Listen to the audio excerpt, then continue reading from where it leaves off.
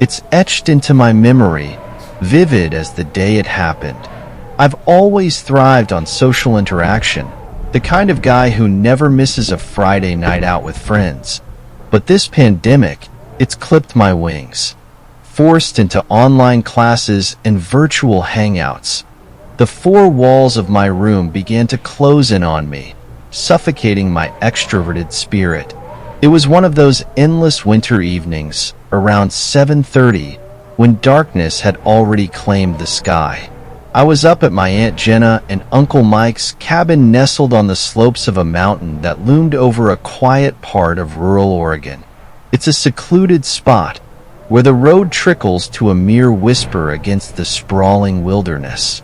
Surrounding the cabin, the landscape was a patchwork of towering evergreens, their branches heavy with the fresh snow that had fallen earlier that day. Seeking some semblance of freedom, I decided to soak in the hot tub outside. The warm, bubbling water against the crisp air was a small luxury. I lay back, eyes closed, lost in thought. To entertain myself, I started whistling into the night, making those high-pitched tones like I was calling creatures in a video game. The echoes bounced back eerily through the trees, a haunting symphony of sound and silence. I whistled again, the sound slicing through the cold air. The reply came, a whistle, not quite an echo, distinct and deliberate. My heart skipped a beat. I told myself it was nothing, just the wind playing tricks. But when I mustered the courage to whistle once more, the response was immediate. My skin prickled with a mix of fear and curiosity. I tried to focus on anything else, thoughts of my girlfriend, school, anything mundane. But then, another whistle cut through the stillness. I jerked upright, scanning the shadowy edges of the woods. That's when I saw them, two yellow eyes, floating several feet above the ground, staring directly at me. They blinked once, and then vanished. The last time I'd felt this kind of primal fear was years ago, when a friend and I thought we'd spotted a Sasquatch on a foggy morning hike. The memory sent a shiver down my spine. I stayed in the tub, my mind wrestling between curiosity and fear, until rational thought prevailed. Dude, get in the cabin now, I muttered to myself, my voice barely a whisper. Reluctantly, I climbed out of the hot tub, my body tense as I hurried inside. Once in the safety of the cabin, I changed quickly and retreated to my room. I spent the next hour poring over internet articles, trying to rationalize what I had seen. The more I read, the more I convinced myself it could have been a Wendigo, a creature of legend, more nightmarish than anything else. But rationality did little to ease my nerves. I joked to myself that if it really was a Wendigo, I'd simply tell it I was too sweet to eat. Maybe it had decided I wasn't worth the trouble, especially with my family nearby and the cabin's large windows offering no place to hide. Yet, when I mentioned my unease to Aunt Jenna, she brushed it off, assuming I was just spooked by the solitude. Stay sharp if you're out past dark around here, I wrote in my journal that night, a note more to myself than anyone else. And bring a buddy. Stay safe out there, folks. 3 days later, the memory was still fresh as I took my younger cousins sledding down the gentle slopes near the cabin. The sun was dipping low, painting the sky in shades of orange and purple.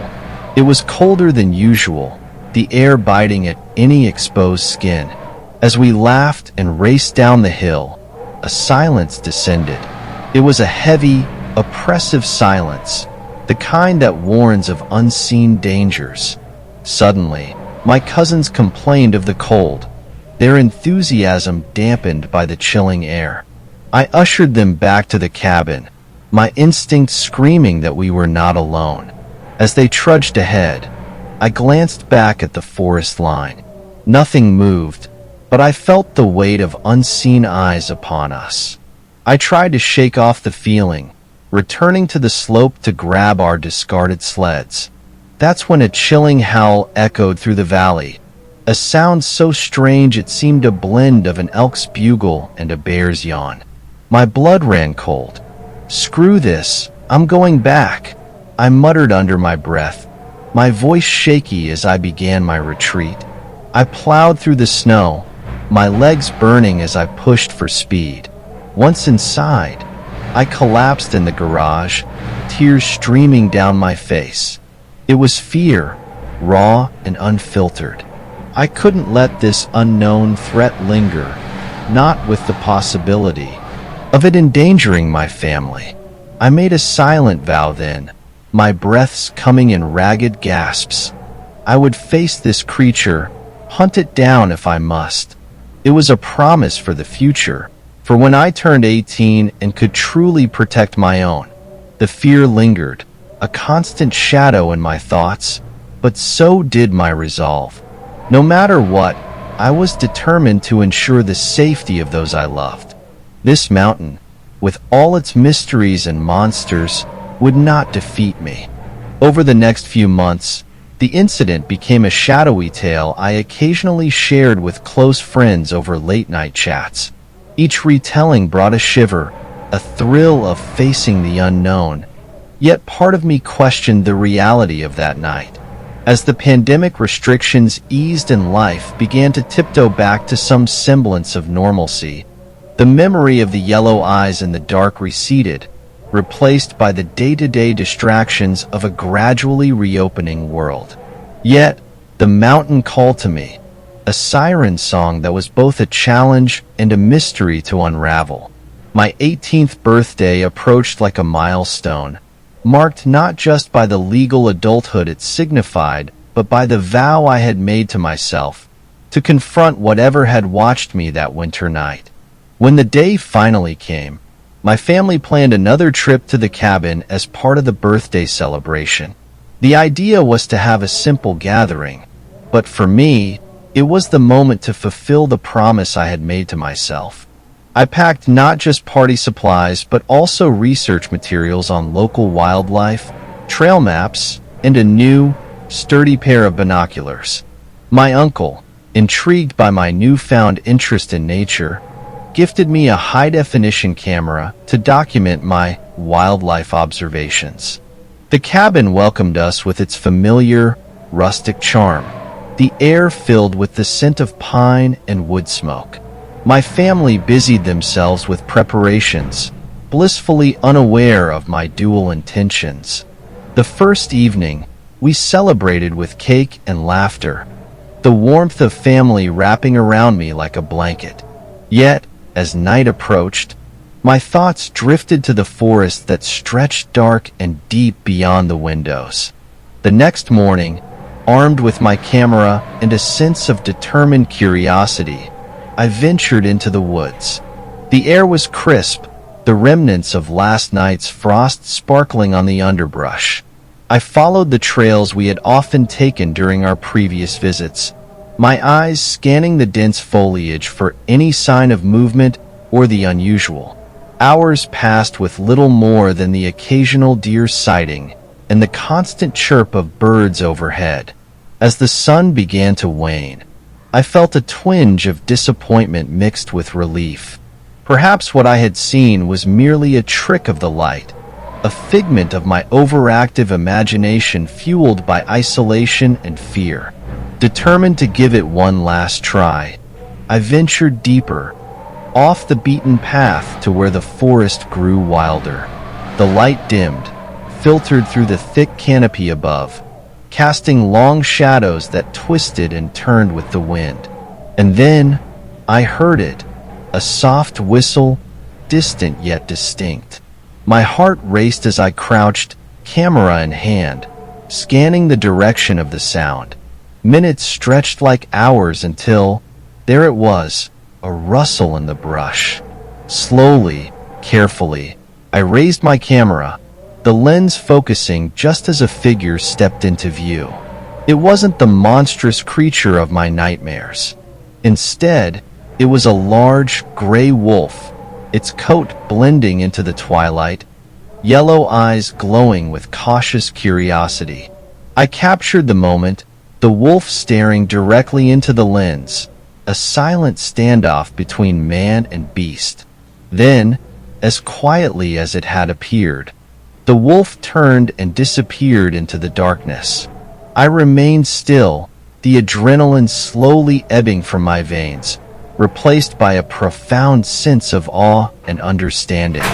Back at the cabin, I shared the photo with my family, explaining my earlier fears and the resolution of my quest. The image of the wolf, majestic and wild, sparked a discussion about the mysteries of nature and how often fear can distort our perception of the unknown. In the following days, I explored more, camera always at the ready, embracing the beauty of the wilderness with a new respect and a lessened fear. The trip ended not with the thrill of confronting a mythical monster, but with the peaceful acknowledgement of the natural world's true face. Mysterious, yes, but rarely the stuff of nightmares. As we packed to leave, I felt a deep connection to the mountain and its inhabitants, a bond forged through curiosity and confronted fears.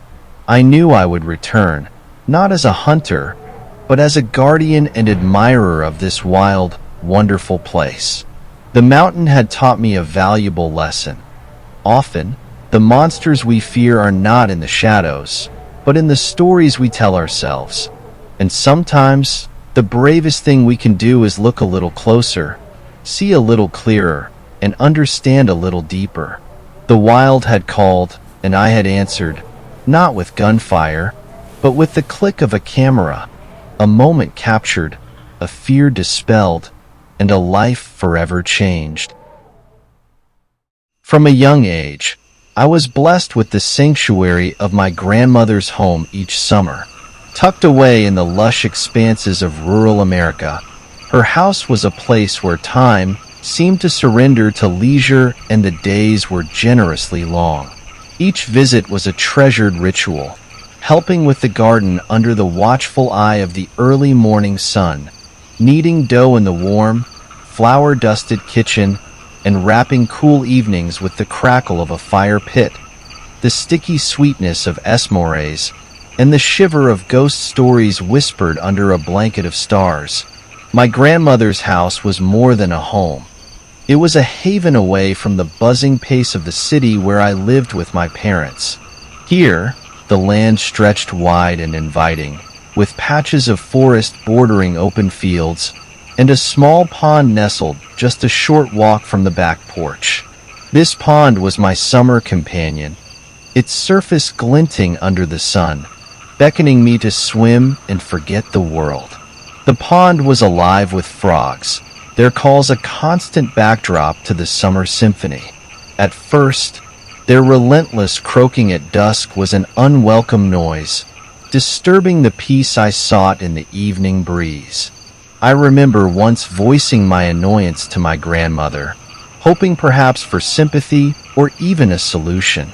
She had pulled me onto her lap, her voice dropping to that special timbre reserved for tales meant to teach or, at times, to terrify.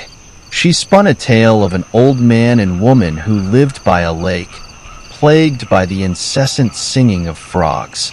The old man, driven by irritation, set out to capture every frog, believing that silence would restore his peace. However, his wife warned him of an ancient belief that the frog's chorus kept the Wendigo, a fearsome creature from Native American folklore, at bay. The old man ignored her warnings, resulting in their doom by the creature, which, as described by my grandmother, had elongated, talon-like fingers and a mouth full of needle-thin, silver teeth. I had dismissed the story as just another of her spooky tales, meant to entertain or instill a subtle lesson about tolerance or respect for nature.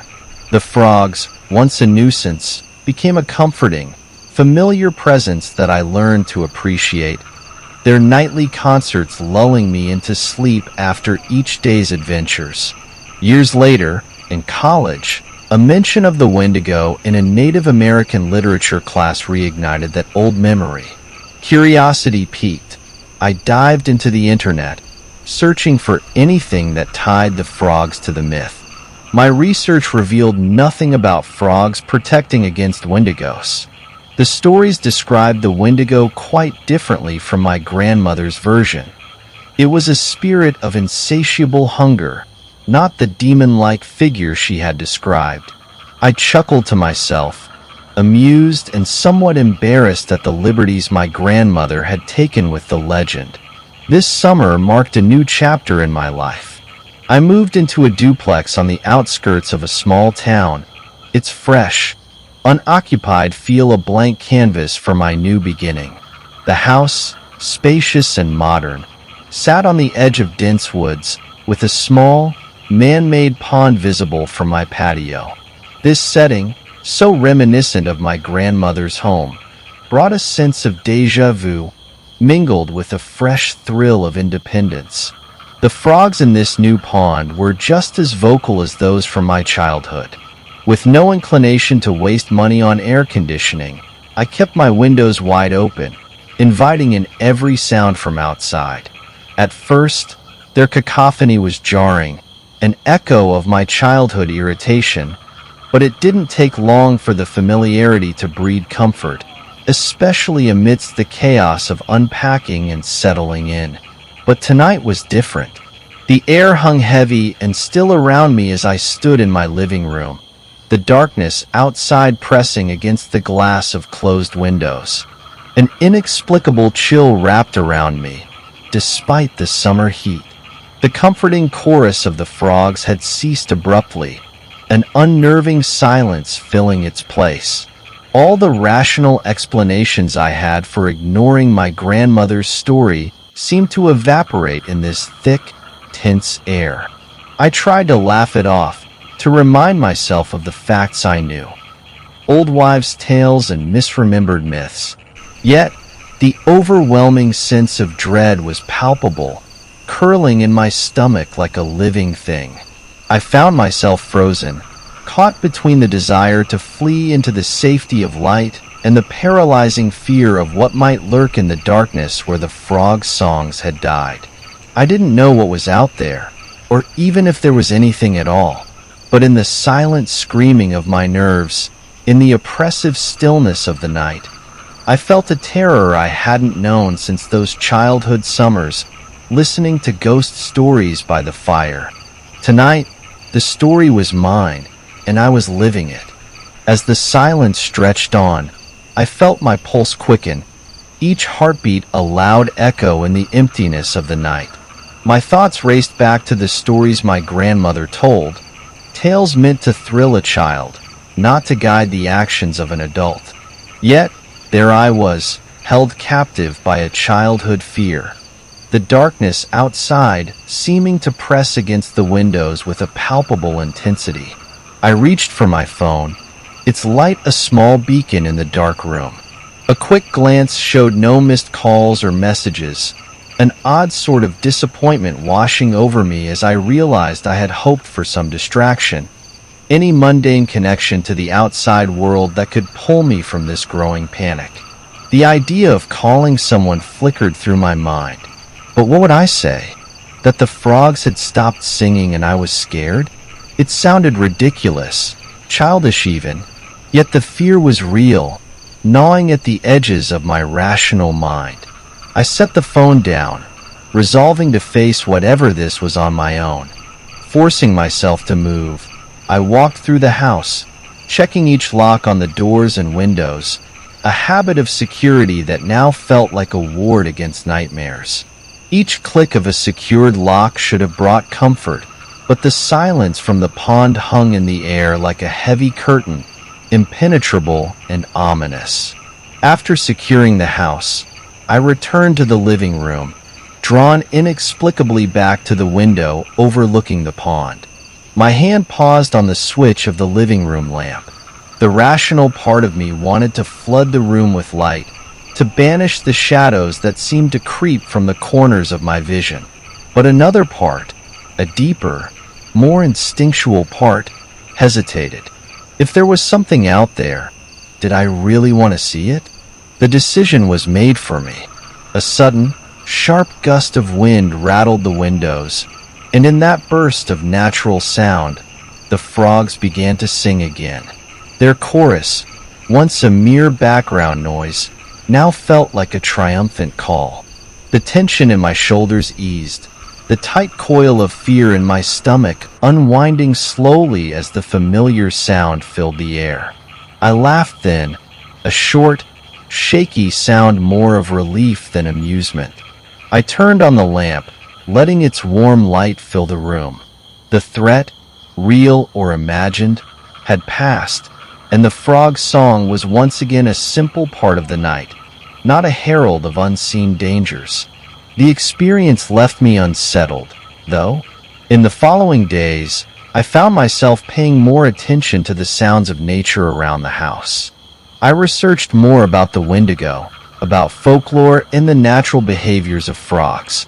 Nothing I read suggested any reason for the frogs to stop singing like that, aside from natural predators or shifts in the weather. Yet, none of the explanations felt entirely satisfactory. One evening, about a week later, my curiosity got the better of me. As the sky painted itself with the colors of sunset, I walked down to the pond. The frogs chorused loudly, as if proud of their reclaimed voices. Standing at the water's edge, I looked out over the pond, watching the ripples dance across the surface.